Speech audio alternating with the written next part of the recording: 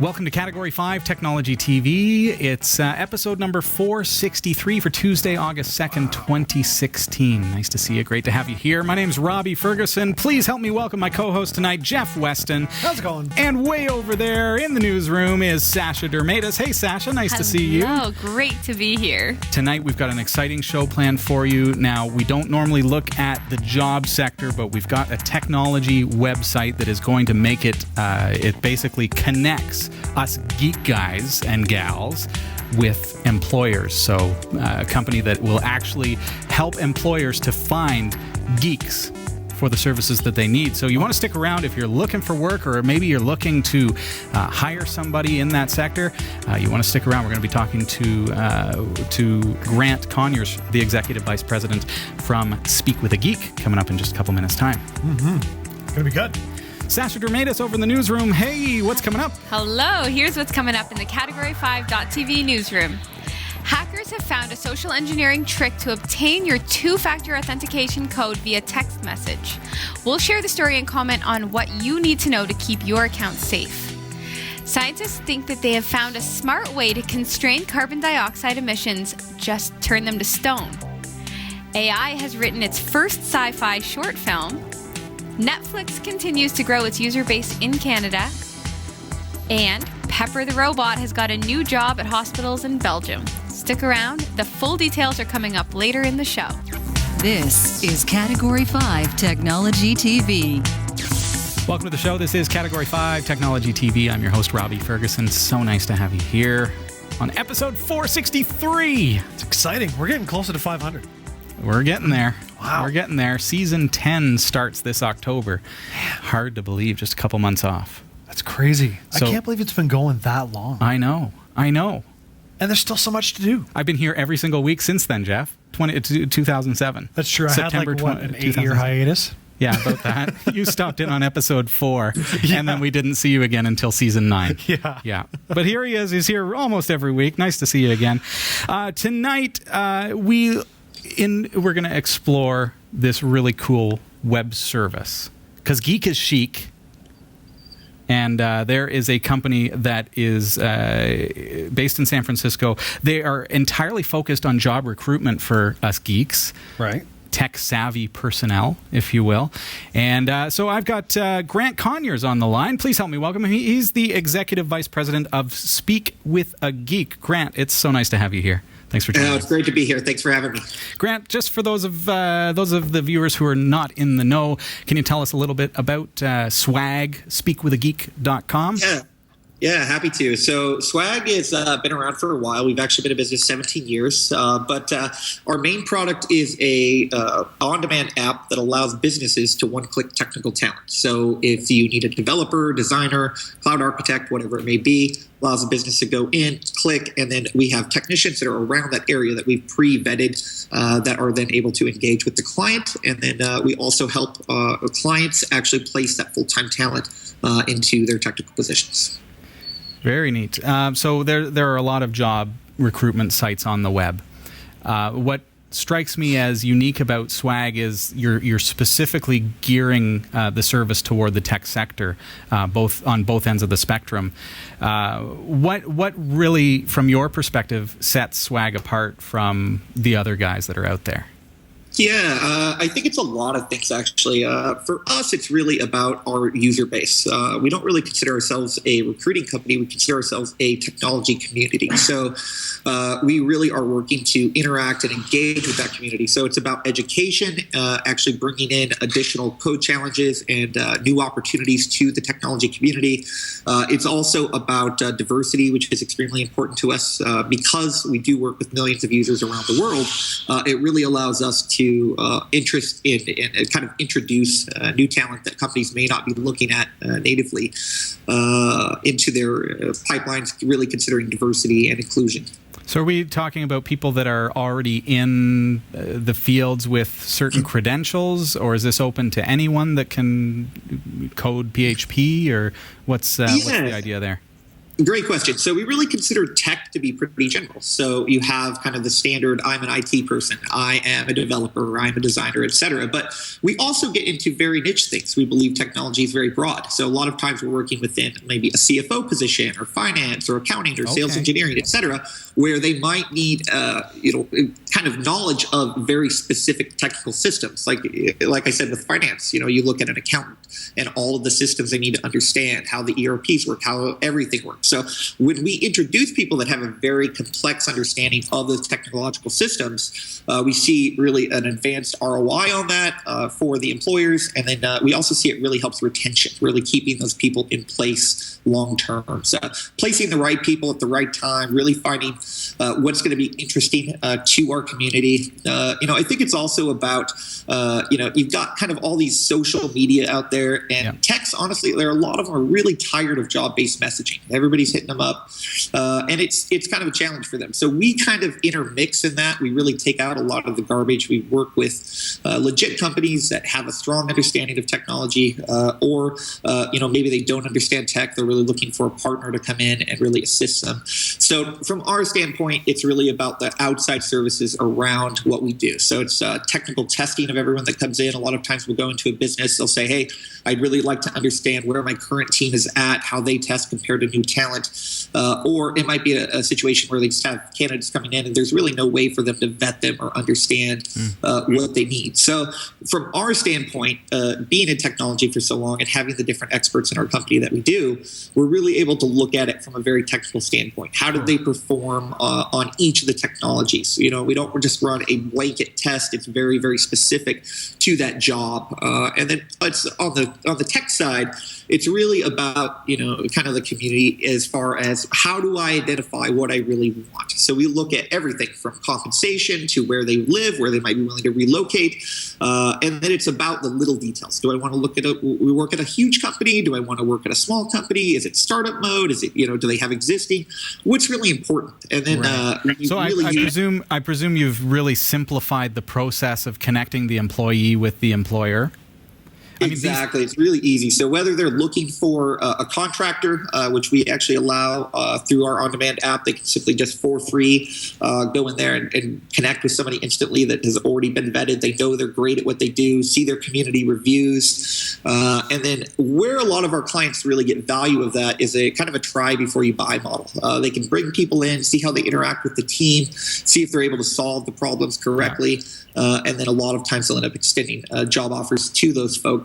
And then for our technological community, it's just nice to have extra work. Like I said, we don't take margin on those jobs. It's really just an open community to pre-vet those and connect both sides. I don't want to get too far ahead of ourselves here, Grant, but what happens in a situation where, as you say, try before you buy with the hiring of somebody to work on your tech? And that could be any number of things. What happens in that case if I was the one who was in the employee position? Do I get paid for my time, for example? You do, yeah. So what's nice about our contract side is techs just list their current rate, which they agree, and say, I will bill you at this rate, nothing funny. Mm-hmm. And then as they go out there, then the tech will actually just invoice them directly to the client. We don't try to, it's you're not like Airbnb that wants their hand in everything and you're locked down to, you can't even connect with them. For us, it's really, it's great to be involved, but we really don't find ourselves involved in that way. A lot of times it's more about the back and forth on communication. Here's what's important with my project. Here's what I'm looking for. Here's what I need. And for us, it really is about kind of looking at our community, really finding people that are dedicated. You think about candidates as a perfect person.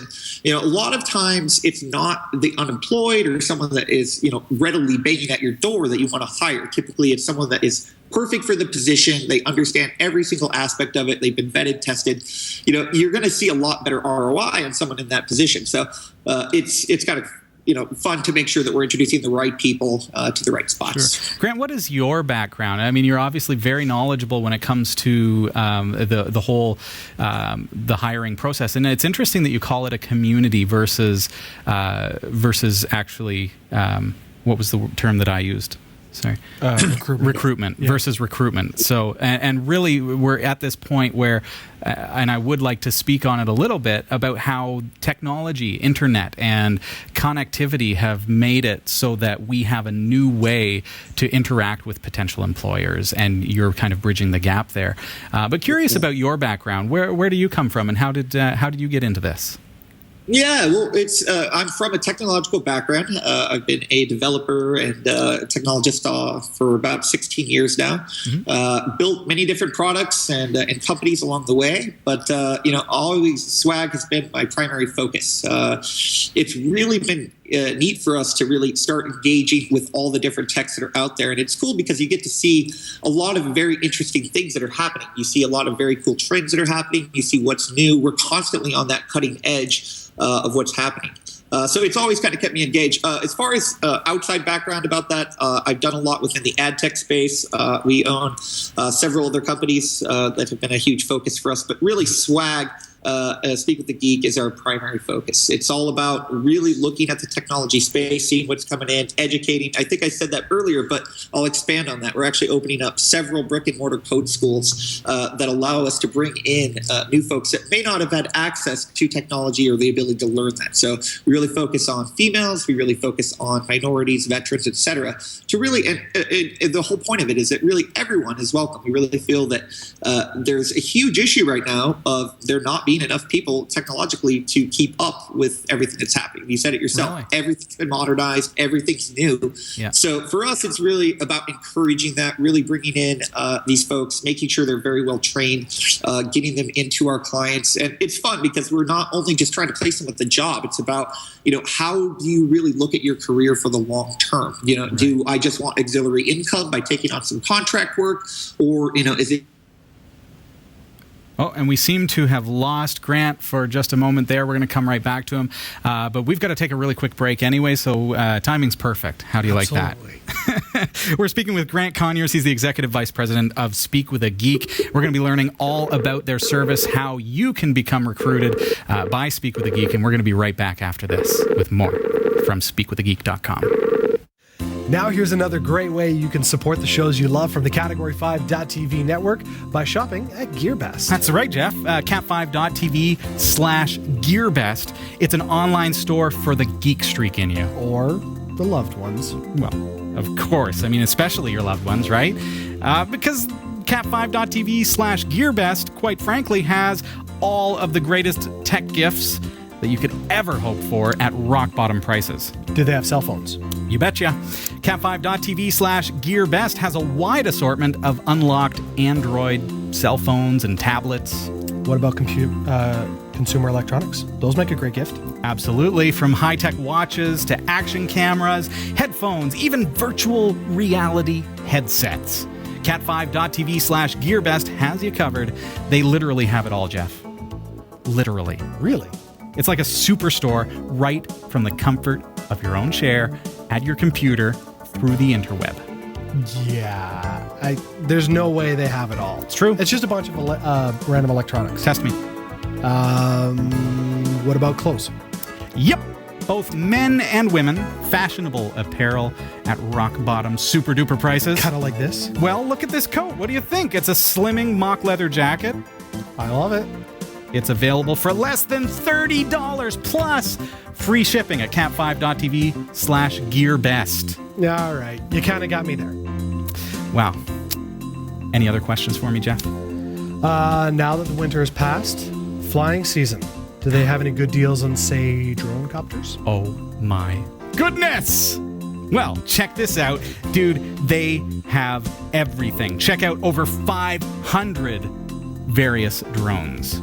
And not only that, they're available marked down by about 30 to up to 63% off the regular price. Love it. What's the website again?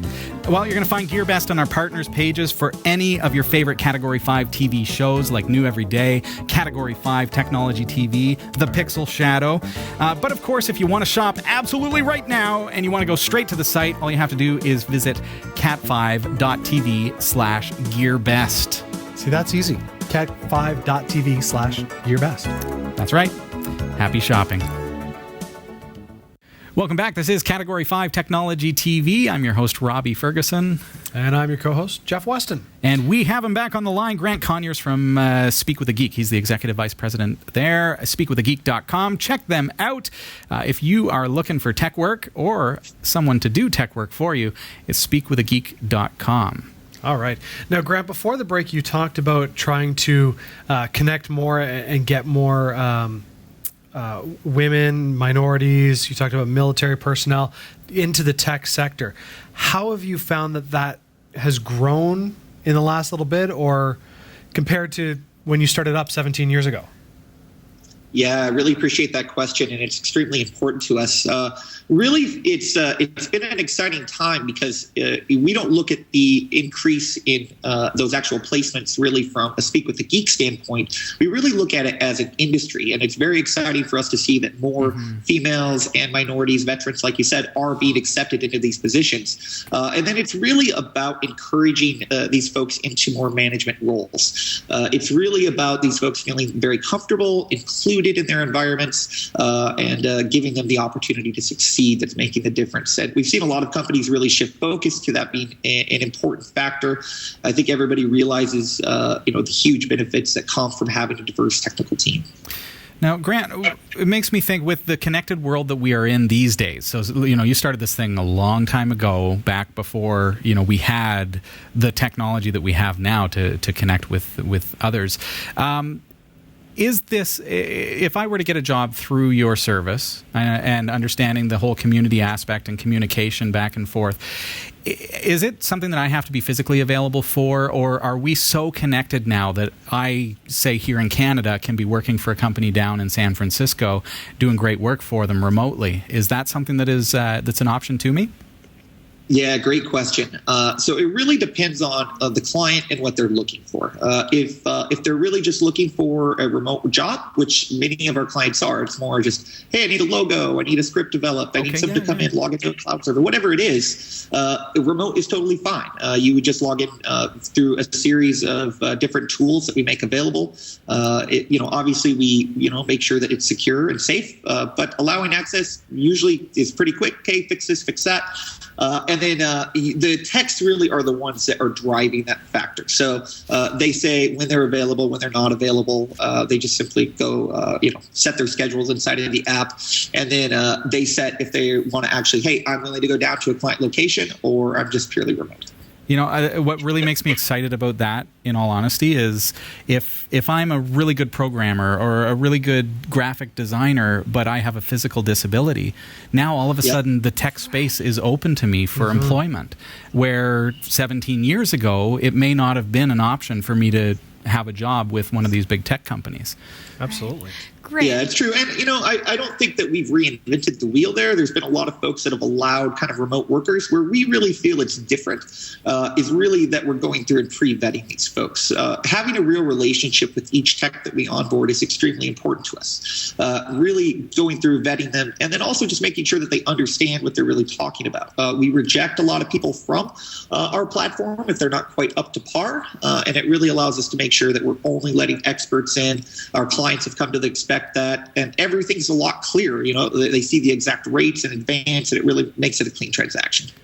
I'd like to talk about the vetting process, but before we do, Sasha has a question. I have a security question, Grant.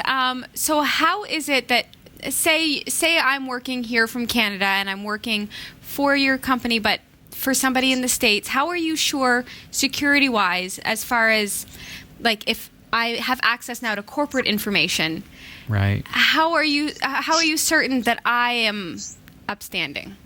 Yep, great question. So really from our standpoint, there's no guarantees there. What we're really doing is just connecting you with vetted talent. Remember, you're paying this person directly. They might need to sign your NDA. They might need to sign different paperwork for you.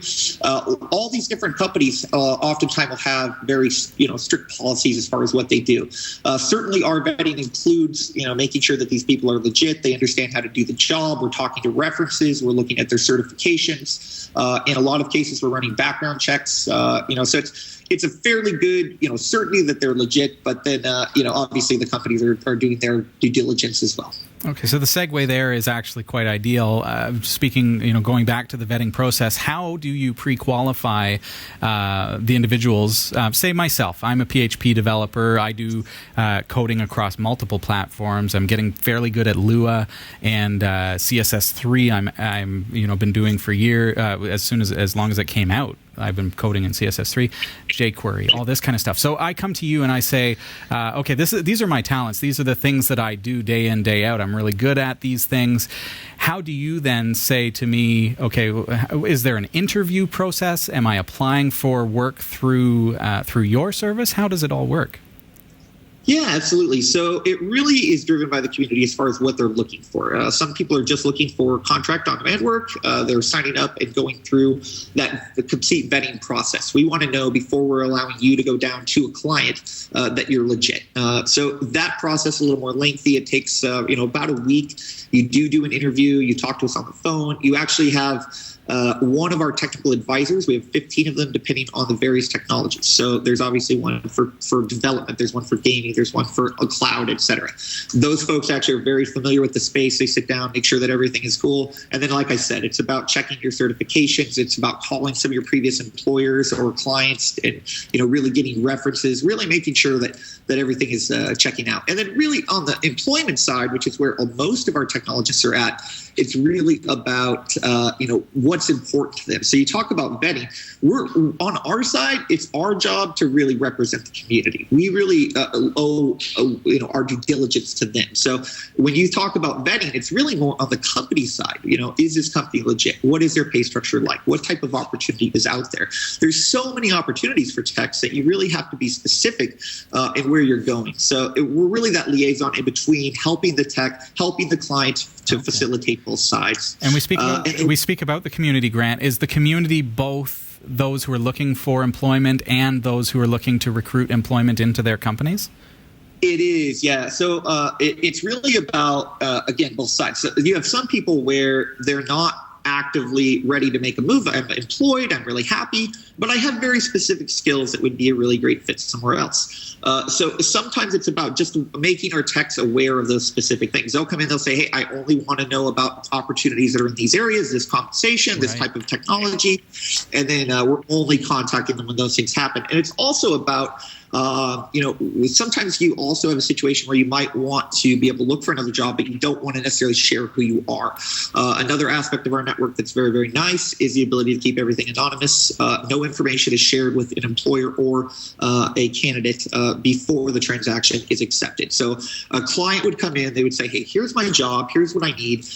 We take it and we actually vet that, make sure it's legitimate, and then we present it to our community. So everybody that matches based on comp, location, etc., now there's an introduction. Okay, here's this opportunity. Would you like to work with this? And they have the opportunity to either refer that out to their friends. A lot of times we do something really cool there. Whenever anybody does a referral, keep in mind these are all high-level CTOs, and it's a good mix, like I said. But they come in, hey, I'm going to refer this over to my friend.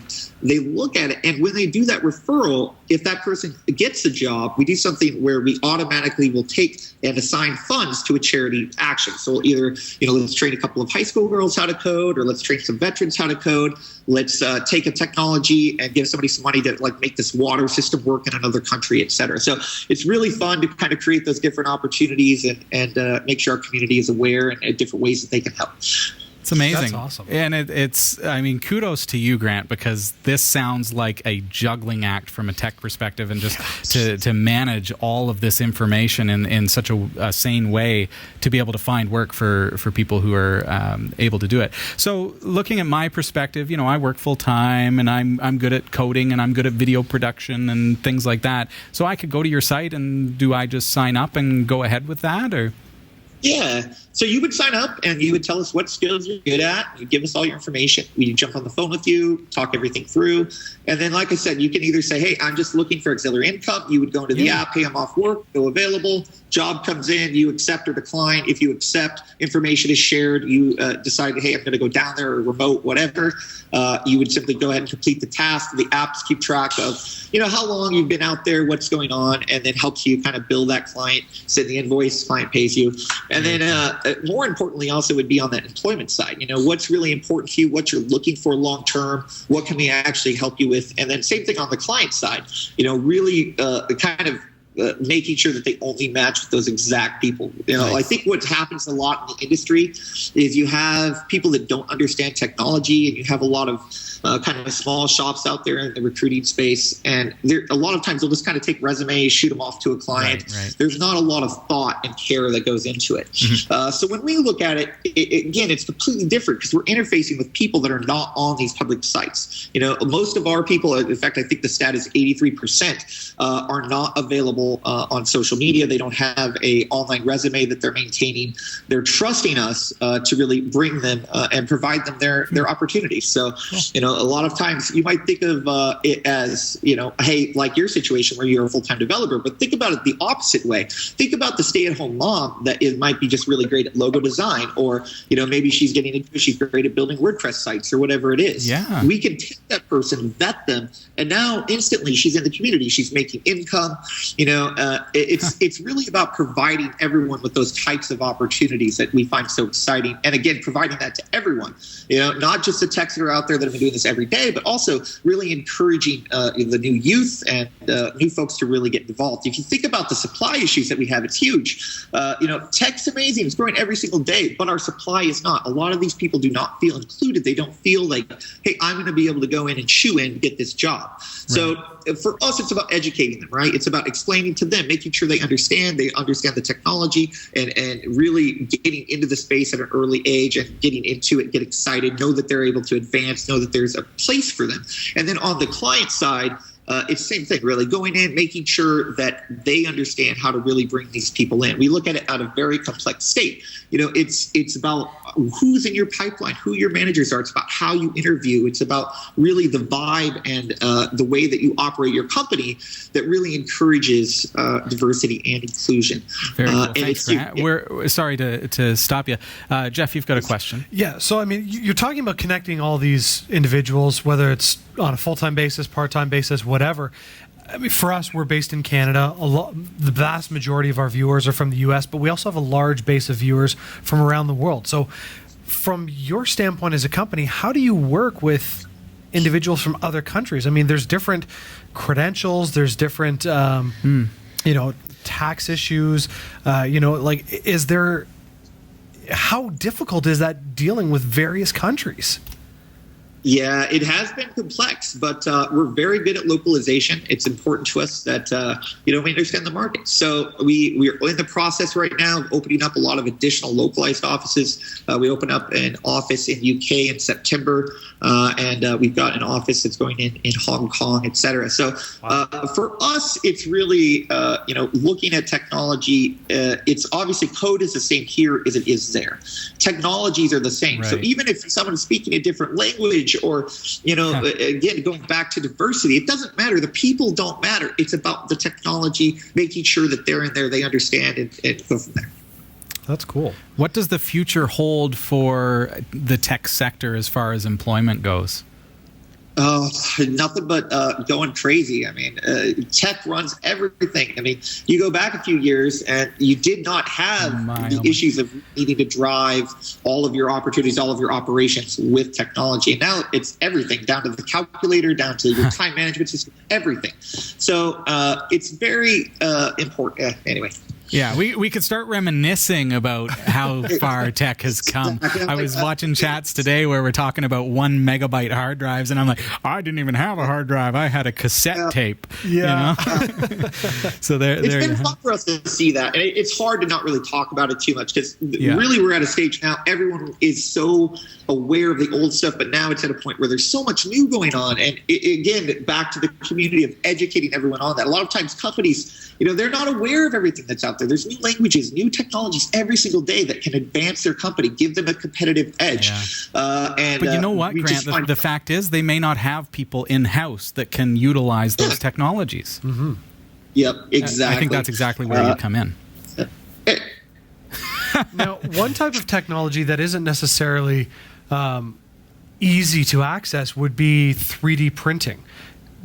How does that factor in if you've got somebody, say, who has 3D capabilities, printing capabilities in another like if I have right. 3D printing capabilities and a company is looking to hire that's a little different, because that's not so much employment as product, right?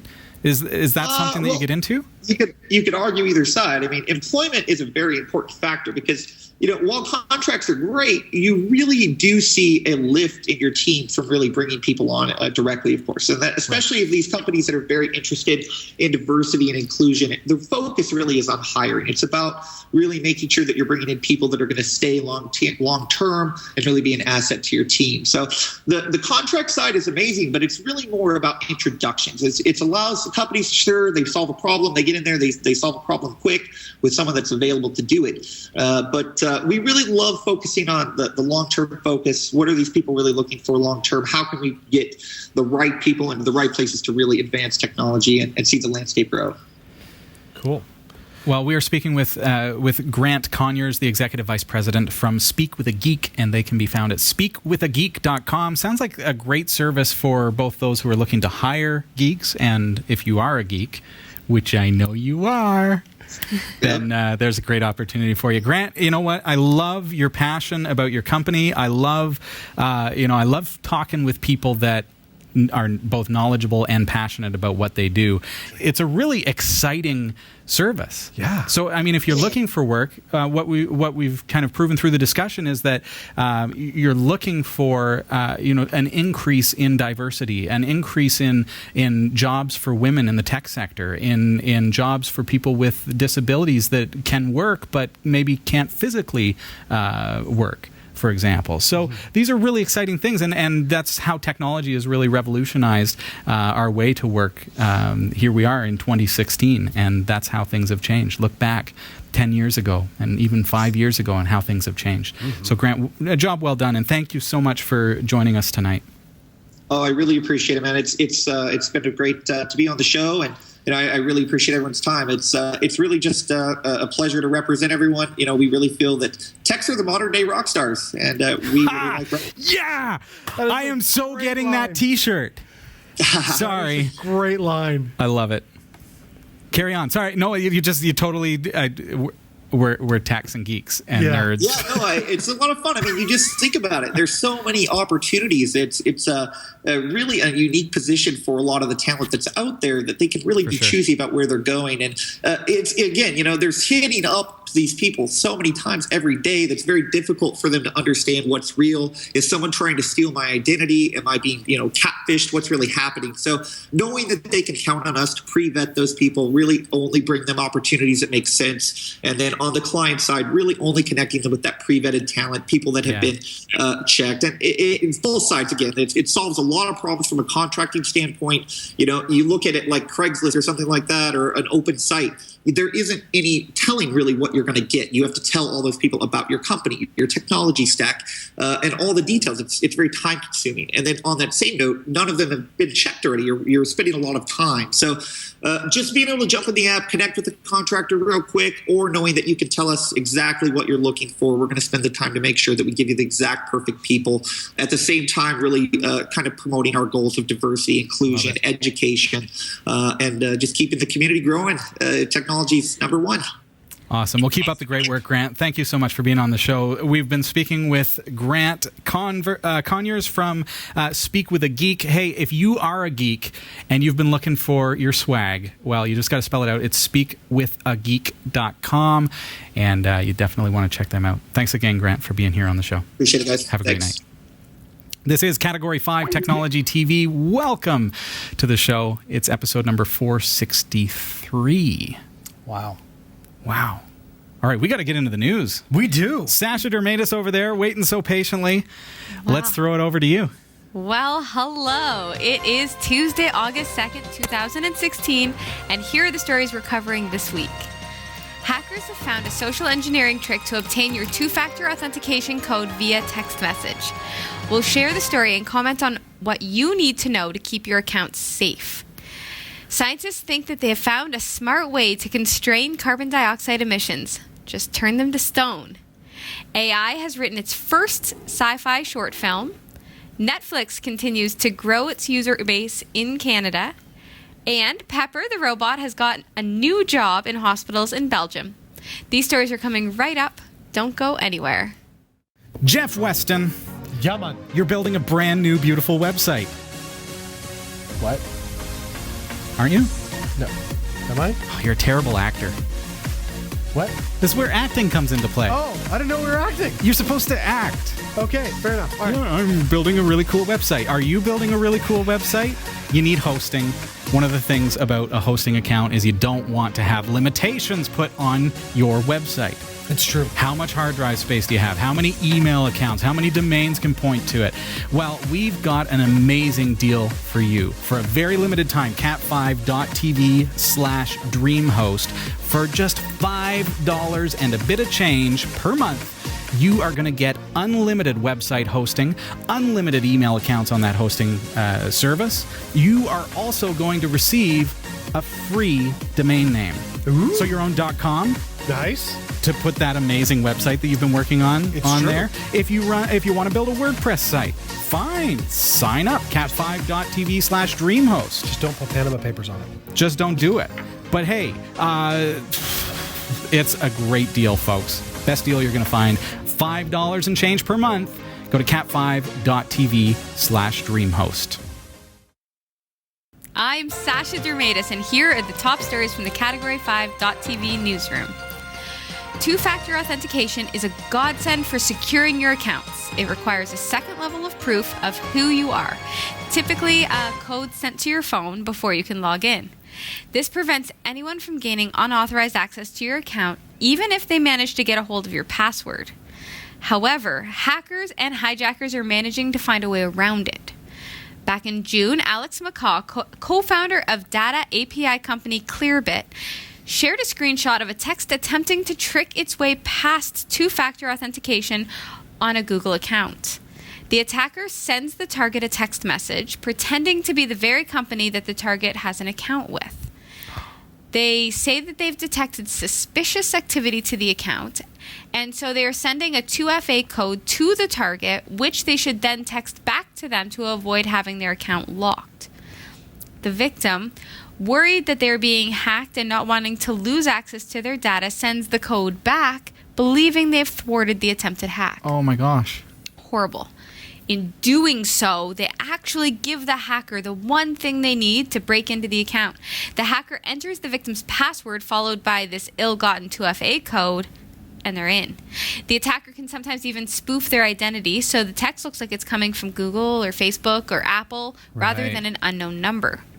To stay safe, use a strong, unique password for every account you have, managing them all with a password manager if necessary, and never text your two-factor authentication codes to anyone, even if they appear legitimate. I can say this scares me because I would fall victim to this. Well, you would you? Oh, No, you wouldn't. You'd be I- calling your friend Robbie and saying, would- Robbie, well- is this legit? And I'd be like, no, Sasha, good move calling me, because I would protect Thank you, Robbie. you. You know. Yeah. I have customers who do that. Customers who call me up just to ask, and they always start with this.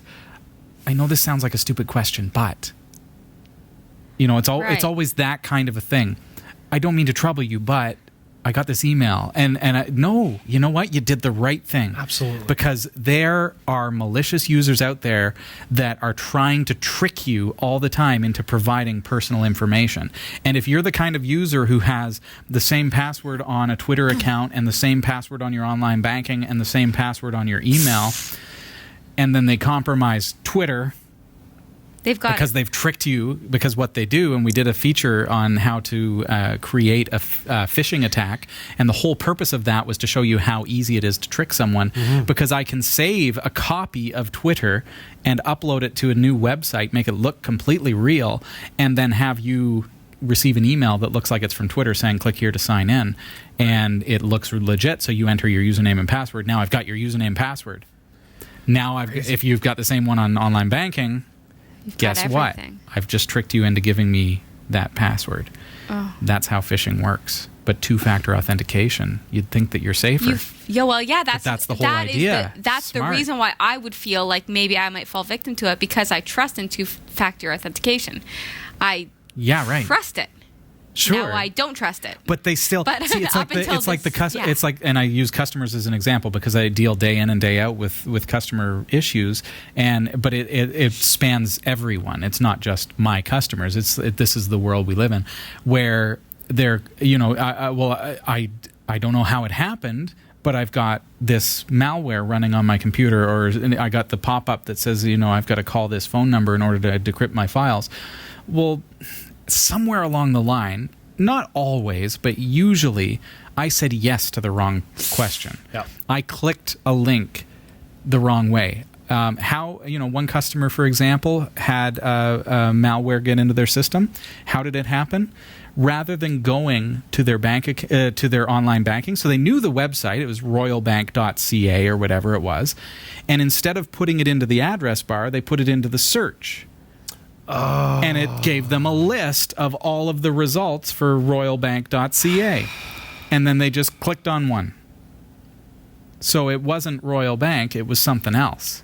Oh, because they didn't put the address in the address bar. If you know the .com, if you know the .ca, put it in the right place. If in doubt, press Control-L, and it will automatically highlight the address bar. But that's the kind of trickery that is out there. Save them to bookmarks.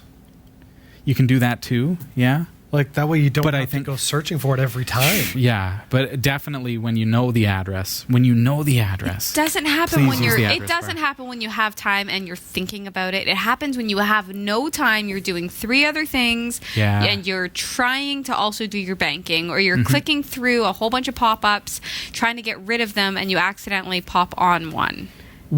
I'd be curious to know what your stance is. I know that we do have a large portion of our viewers are geeks, and another portion of our viewers are not geeks. They're, this is free tech help. So, where do you fall into that spectrum? Do you understand what the address bar is, and do you understand, how a phishing scam works? Because it's important for us to know as well, because we're here to help. And so, tell us. Do you know what a .com is? Do you understand how a domain works or how email works? If I put an email address in an address bar, do I understand that I'm actually logging into that website as that user? So the moral of the story, though, is what you're saying is that the prince who's passing away that has the $35 million for me that I sent my bank account information to probably wasn't a good idea? Well, that one didn't exist. Oh. I think they're going to send you a bank draft, and all you need to do is cash it and send them some of the... That's right. Yes. Tonkus on YouTube commented that there was even a speed camera detector app on mobile devices. Just speaking of, trickery and phishing scams and trying to get you to pay for things that don't actually exist. It was a speed detector app that used GPS to know when you were going fast. Okay, that's what was happening in the background. But it promoted itself as being something that detected speed traps. Right. So your phone would notify you if there was a speed trap, so you'd slow down. But what the app was actually doing, according to Tonkus, is they would mail you a speeding ticket. What? So you would get the speeding ticket and you would pay it. And you'd say, oh yeah, my app says I was speeding at that time. No. And there was a speed trap there. What trickery. And so it tricked them into paying a fake speeding ticket. So it's all this fakery and trickery going on. I watched a documentary. It was called Some Terms and Conditions May Apply. I believe that's what it's called. And in it, they talked about a GPS company that I won't name because I feel like that's horrible. Sure. We try to...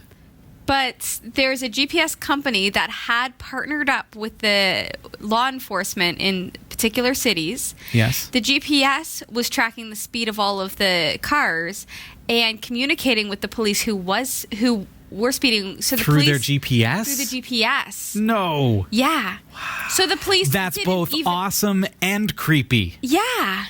So... Now, I don't speed, but I also now try not to use my GPS. Jeff also doesn't speed. Or text and drive. You don't text and drive? Good. Well, you missed that sarcasm. You text and drive? I know. I said this last week, or not last week, a few weeks ago. Jeff. Oh, Jeff. Did you know that Jeff is an idiot, Jeff, basically. You can't do 2 things at once. I can do many things. No, you cannot. You can do two things at once, but not text and drive. No, you can either text or drive. If you're texting, you're not driving, and if you're driving, you're not texting. If you're trying to do both, you're doing only one. Then I won't even tell you about the time that I wrote an email, eating a Whopper and driving with my knee all at the same time. Yeah, that means you're... Yeah. Oh, you should arrive alive. You know, you're a good friend. Could you just be safe? This was before the texting and driving rule, so it was before I knew it was wrong. So as Rev D. Jenks said in the chat room, it took a law to tell you that it was stupid. Well, don't text and drive, folks. I don't know how we digressed into that. I can't even. How did we even get there? Before I get into the next... yeah, we're still in the news. I guess it's I'm not even in SMSs. the next news story, but... Texting just reminded us of I it. cannot even text and talk. I can't... You know how, like, teenagers, I don't even understand how they do it? The youngins these days, they can be, like, on their phone and listening to me while I'm talking to them and kind of respond. Right.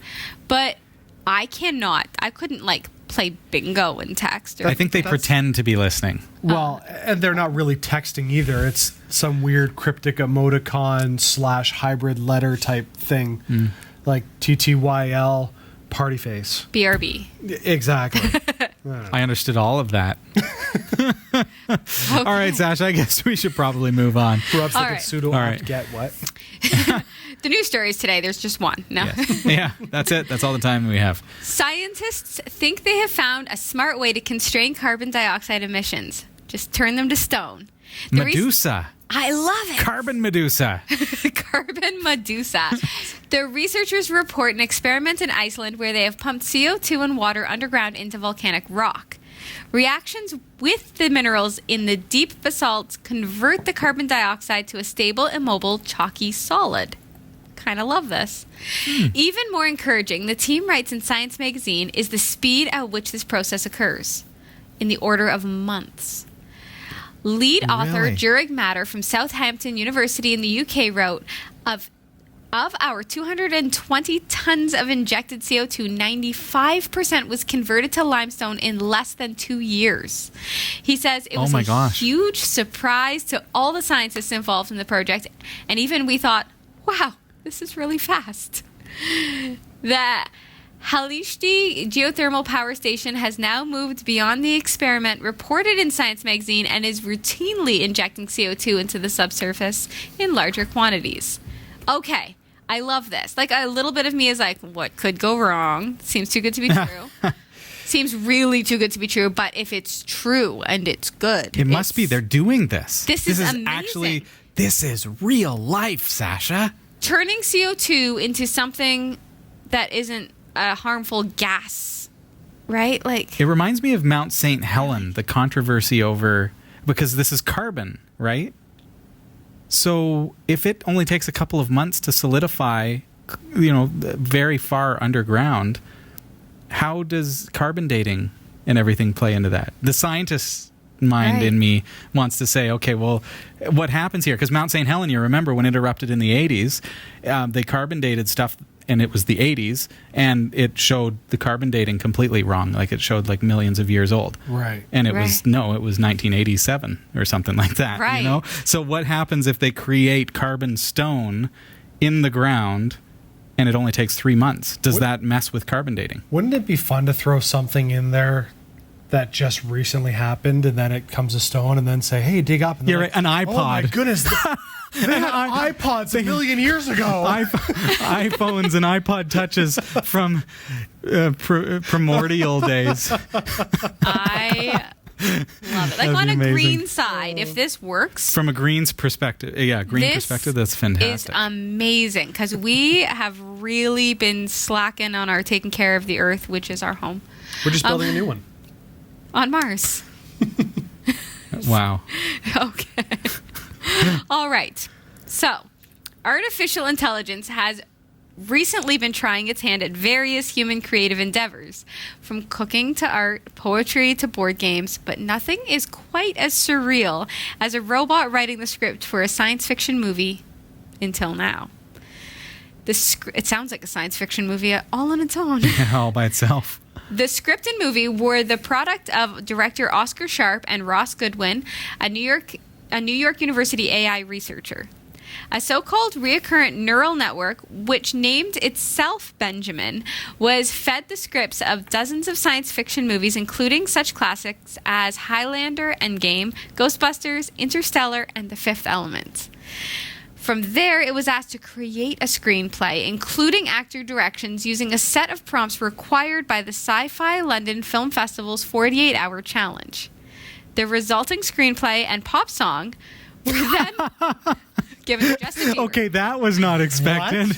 All right, we're going to have to... I hope we get to hear the pop song. Oh, yeah. Were then given to the cast, including Thomas Middleditch from Silicon Valley, Elizabeth Gray, and Humphrey Kerr, to interpret and make into a film. The actors were randomly assigned to the parts and set to it. The result is a weirdly entertaining, strangely moving, dark sci-fi story of love and despair. The sentences make sense in isolation, although the dialogue doesn't really when taken together. But if you were half watching while doing something else, like texting, you would definitely get the feeling that something just happened. Let's take a look. I don't know what you're talking about. That's right. So, what are you doing? I don't want to be honest with you. You don't have to be a doctor. I'm not sure. I don't know what you're talking about. I want to see you too. What do you mean? I'm sure you wouldn't even touch me. I don't know what you're talking about. Principle is completely constructed of the same time. It's all about you to be true. You didn't even watch the movie with the rest of the base. I don't know. I don't care. I know. It's a consequence. Whatever you need to know about the presence of the story. I'm a little bit of a boy on the floor. I don't know. I need you to explain to me what you say. What do you mean? Because I don't know what you're talking about. That was all the time. Oh my. Wow. Okay. There you have it. There you have it. Okay. How do we go back to the news from that? Carry on with the story, I suppose. To see the entire film, follow the link in the description below. Director Oscar Sharp said, as soon as we had a read-through, everyone around the table was laughing their heads off with delight. I don't know what you're talking about. Oh my goodness. The robots might be coming, but screenwriters have nothing to fear for the time being. Wow, Benjamin, good job. That is fantastic. That's my all-time favorite. I don't know how long I've been part of this show, like years now. That was my all-time favorite news story of ever. Sasha, I don't understand. You're going to have to explain your words to me. Nothing is going to be something at some point. I don't even know. Nothing is going to be something. On the table. Oh my goodness. All of these, the whole script, I can see it falling into our modern vernacular. This is going to become... I want t-shirts of almost all of those lines. I know, right? Nobody will get it, and everyone will get it. Okay, now here's a question I have about the script. I mean, in the news story, you said that they fed a whole bunch of scripts into it. So did it just randomly pull lines from... No, it was presumably it's artificial intelligence. So right. Learning the genre, learning how sci-fi works, and then writing a script based on the genre. I think it may have missed a few cues. I think AI has a little ways to go, but you know what? I'm still thankful that they chose not to use Microsoft Tay. It'd be a racist sci-fi movie that didn't make sense. All of a sudden at the end. Oh dear. Oh, I'm so happy I'm here today. Oh my Good goodness. times. Okay, more than 5 million Canadians subscribed to Netflix as of this spring, with more than 1 million signing up in the last year alone, according to new estimates that suggest the video streaming service's popularity continues to explode among viewers north of the border. An estimated 5.2 million Canadian households subscribed to Netflix as of April, up from 4.7 million in December 2015 and 4.1 million in June 2015, according to the Toronto-based Solutions Research Group's quarterly report on the digital life in Canada. That puts Netflix's Canadian revenue at well above $500 million, $620 million, if Wow. each subscriber pays the standard $9.99 per month. And many pay more. I know I do. This dwarfs the success of national streaming services Shomi, owned by Rogers Communication Inc., and Crave TV, owned by BCE Inc. and Shaw Communications Inc. The reports estimate Shomi and Crave TV have approximately 740,000 subscribers combined. Still, approximately 11.5 million households subscribe to TV services, whether they stick with cable from companies such as Shaw and Rogers, or increasingly popular internet-based TV from telecoms such as Bell or TELUS. But even those who keep their TV packages are supplementing them with streaming, according to a recent survey that found that almost half of Canadians with TV subscriptions also use Netflix, Shomi, or Crave TV, and have in the past year. That makes sense to me. I do it daily. Definitely. You know, what I find interesting about this story is that, Sasha, I think you said 5.7 million Canadians, and there's about 35 million Canadians. So we're talking about 16.5 to 17% of Canadians are Netflix subscribers. That is a huge market share when it comes to what you're watching, because I don't even know if like Bell would have 16% of Canada or Rogers. These days, it's hard to say, yeah. Because like these services like Shomi, for example, kind of seem like a response to Netflix to me.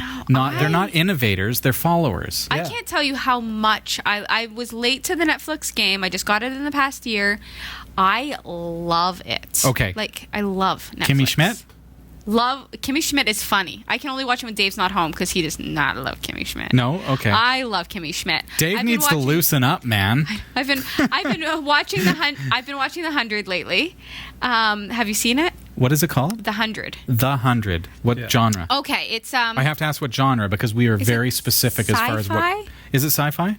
I feel like It's- let me explain. It's like a drama though, but Okay. So the world was hit with a ton of radiation, and so in order to save humanity, a bunch of humans went up into this space shuttle-y thing. Well, your arm is like completely cut off. Sorry, Just space saying. shuttle-y thing. Yeah. Up into It's- just the immediate sort of The stratosphere? Stratosphere. Yeah, okay. And lived there for 3 generations. Well, now their home is running out of oxygen. No way. And so they have 100 prisoners on, and they're all good looking with way too good of makeup and hair, youths that get sent back down to Earth to test whether or not Earth is now habitable. So it turns into like, what was that book with Lord of the not Lord of the Rings? What's the one with the piggy? Lord of the Flies. Lord of the Flies. It's sort of kind of Lord of the Flies-ish, but it's Wall-E? Yeah, it's Interesting. good. Anyway, Check it out. We've got so Netflix- many great shows, and Netflix is a big part of that. Right. Netflix and Plex, those are my things, Yes. and it all stems from the Roku. Right. When I'm watching TV, I'm watching Netflix. If I need the TV on for noise, I'm watching cable because I don't want to miss anything that I choose to watch on Netflix. Okay. But I'm okay with having like HLN on in the tell- background. So you're paying a lot of money for noise, is what you're saying. Yeah, you could just like listen to those things on YouTube or something. Yep. Here's the thing. I have gotten so used to no commercials that I put on cable one time at someone's house, and it's like, I cannot stand this. See, I I'm the can't opposite. stand it. I find commercials completely fascinating now. And with that, we are going to take a break. I'm so kidding. I'm so kidding. I'm not going to do that to you. No, but it's funny because my wife and I, we got rid of our cable service. Well, I mean, it was satellite, but still, 2011, I think.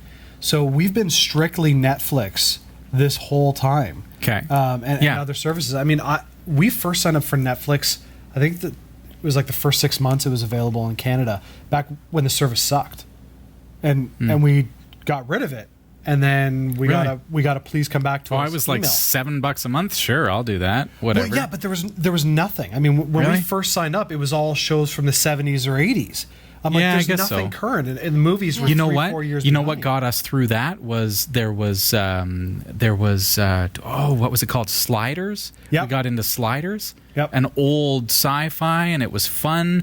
It lost us in the last season, but for the first few seasons, there was a girl on there that really reminded me of you, Sasha. And so Sliders? you I need should to watch- check out okay. Sliders, and if anyone else sees That's the resemblance, funny. you'll have to tell me. For me, with Netflix, it's I have the upgraded bundle, so I pay like $12.99 or $13.99 a month.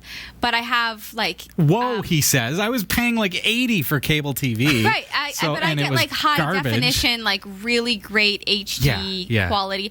So I sit there in the morning while I'm drinking my coffee at like 4:30 in the morning, right?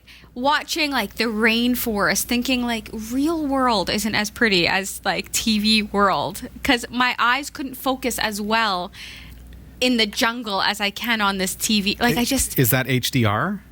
High dynamic range. Some video is shot in this format called HDR, which means what you would normally see with your eyes as shadows, they've brightened those up. it must be that. And so it just gives you makes- such a clarity. I mean, it's not that real world and Earth isn't super beautiful, but watch a waterfall in God did a HDR. pretty good job, but But Netflix- Netflix really blew it into a whole new Knocked it universe. out of the Yeah, park. Absolutely. Way to go, I'm Netflix. just going to start calling her Neo. Take the blue pill, Sasha. I'm in. All right. Okay. In June of last year, we talked about Pepper, the humanoid robot program to understand human emotion. Now, a little more than a year later, Pepper has got a new job as a receptionist in 2 Belgian hospitals. It will be the robot's first foray into healthcare after previous deployments in shopping centers, banks, and train stations. One hospital plans to deploy more robots over the next 10 years. Some experts have questioned the usefulness of social robots such as Pepper. SoftBank, the company behind Pepper, and partner French robotics firm Aldebaran have seen huge success with the creation, with each batch of 1,000 selling out fast in Japan. The hospital-based robots will be significantly more expensive than the $1,850 basic model, with a $34,000 price tag. Oh. Wow. Oh, okay. Yeah, you know what? It's for healthcare, so let's just charge 30 times more for it. Mm-hmm. You know, the government's paying for this one. Maybe so. OHIP will get that. Yeah, there you go. This will include specially designed software from Belgian firm ZoraBots, as well as access to help desk should issues arise when Pepper is on duty. The 4-foot-tall robot can recognize the human voice in 20 languages and can even detect whether it is talking to a man, woman, or child. That's cool. That is cool.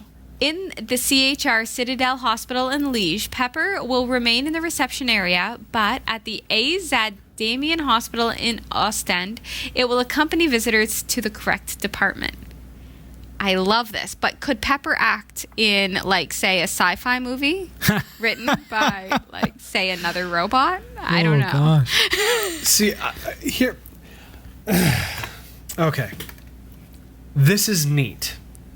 And that's about as far as I'll go. Pepper? Yeah. But how many languages can she understand?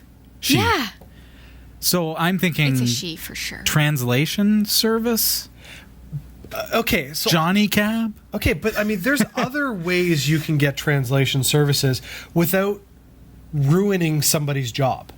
I don't know. Here's Okay. here's Does my it, issue. though? Here's my issue with Pepper. You've got receptionists at a hospital. They're being told, "Sorry, we've replaced you with a robot that's going to escort people around the hospital like a porter, Dude. and it's going to understand your emotions." Calm So- down. Calm No. down. Did you see the movie? Which one? They're not that smart. I'm The AI. a receptionist. The AI is Can just I not just that speak smart. to this? I'm a receptionist. I work the front desk at a very busy chiropractic clinic. Super busy. So busy, if I could clone myself, I would sometimes. Really, really Would you like busy. a pepper? So my boss has said to me on a couple of occasions, do you want me to hire a second person at the front desk, somebody that can help you? And I keep saying no, because I don't want somebody else to compete when it's slower with the hours that I'm having. Would I have a Pepper? Yes, I would. I would love to have Pepper to help me. Okay. So here's you go ahead, but what is minimum wage in Canada right now, in Ontario? Well, right now there's a campaign to reduce minimum, or to increase minimum wage to $15 an hour. Okay, so $15 an hour times, what do you work? 40 hours? 30? Yeah, 40 hours. So 40 hours a week, so say $1,600 a week. If you were starting wage, right, times 52 weeks in a year. So that's $31,200, approximately the price of a medical Pepper. Yeah.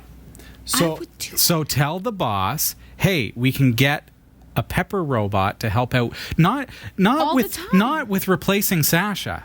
Nothing could replace Sasha. But for all those mundane, frequently asked questions, fill in the form, follow me to the waiting room, all the stuff that, you're trying to answer phones and you're having to usher people in to their seats. Yeah. It's a lot. Yeah. I get that there's definitely a unique opportunity for this, but for me, I look at it and go, this will eventually lead to phasing out the jobs. We see it in all other types of technology that are popping up. And I'm not saying tech's bad. That would be horrible for this show. But something like this, there's something at my core that goes... This week we're going to learn how to paint a tiny little bush. I don't know. Happy little bush over here that we're painting on Category 5. Something about this just kind of makes me go... I guess I would feel the same as you, Jeff, if I wasn't so... I didn't feel so secure in the fact that they need at least a human at every spot. Okay. They need at least one human. Absolutely. Because when Pepper is on the fritz, somebody needs to call the help desk. Okay, so we're talking about a basic version of Pepper, but look how much Pepper's advanced in a year. And look how much technology advances. Give it 3 more years, maybe Pepper's going to be a Baymax, your personal healthcare provider. That'd be all right. And then suddenly you're going to be putting armor on. Baymax was so sweet. I loved him. My daughter calls him Squishy. Aww. She's like, can we watch the movie with Squishy? I'm like, Baymax? She's like, yeah. I'm like, okay. So I don't know. Maybe it's because of the field of work that I'm in. Like, I negotiate employment contracts for people. So I look at this and I go, you're taking away people's jobs. No. Do you remember the episode of Star Trek The Next Generation where Geordi David took an officer's job? No. And... Data is alive. We've already established that, Dr. Pulaski. Totally supports your argument. Do you remember that episode? Do you remember the tools that ended up being sentient? Yes. And they flew through the tubes, and one of them decided that it was going to sacrifice itself to save others. Yes. And so, like, these are creations, and they're not human. They're not a replacement for Sasha at the reception desk. They're a helping tool. They're not sentient. Pepper is not sentient. It doesn't know if you turn it off, it doesn't care. Right? But it can help you to get the job done with all those mundane tasks. Oh my goodness, you know how much it could help in places like war-torn countries, or like in an Ebola outbreak, or like Ebola, that makes sense. That kind of stuff makes sense. Yeah. Right. That stuff makes sense. Like, Jeff? If you want to create a Pepper for something, see, now he's sold on Pepper. Okay, he's like, sell it to me. But something like that, I could get behind, because then you're using it for a purpose that maybe you're saving human life. Right. But if you're going to take away the jobs, that's a whole other thing. And I suppose in a way you're kind of doing that, but I don't know.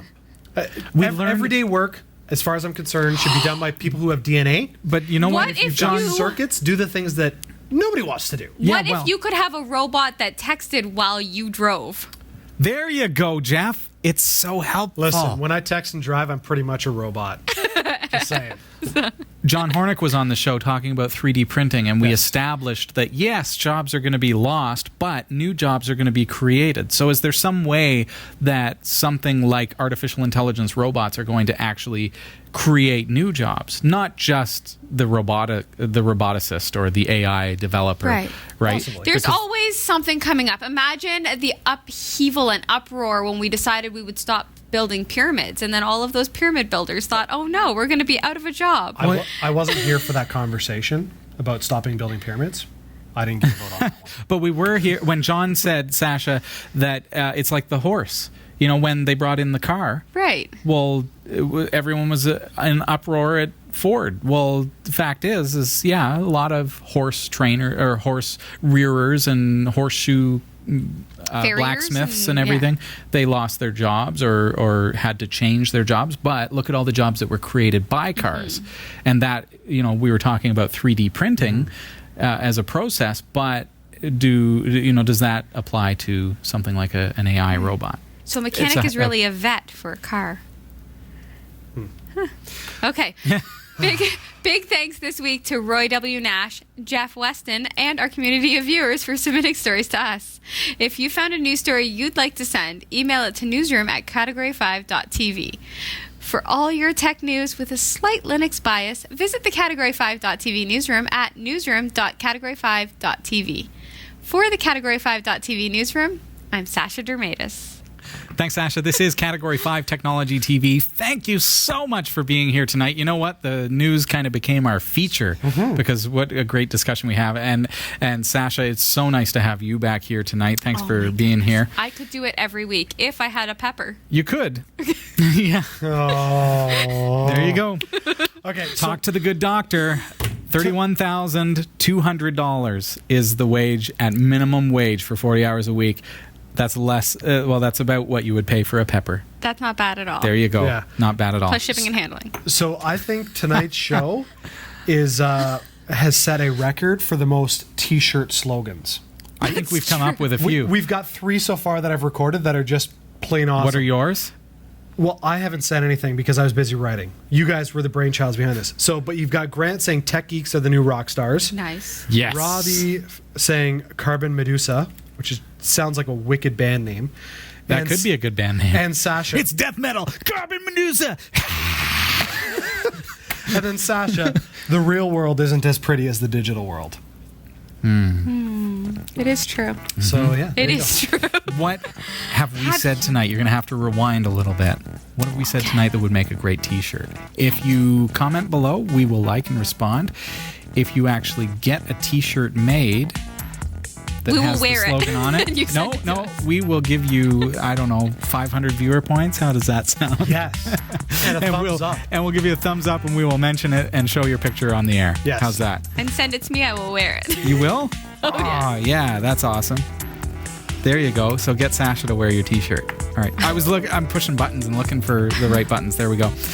That's all the time that we have tonight, though, folks. Thank you so much for being here. Thanks for joining us. Of course, tonight, if you didn't notice, was we weren't in the chat room. Tonight was pre-recorded, brand new show, but we did record this for you so that Sasha Dirmeitis could be here in the studio. So always a pleasure to have you here. And Jeff, great seeing you too, man. Pleasure to be here as well. Thanks for being here. Great Just to see don't you. replace me with a pepper. I can't replace you with a pepper, but I You're could too get salty. Pepper could replace my coffee. Hey, Pepper, come grab me a coffee. Have a great night, everybody. See you next week. Yeah.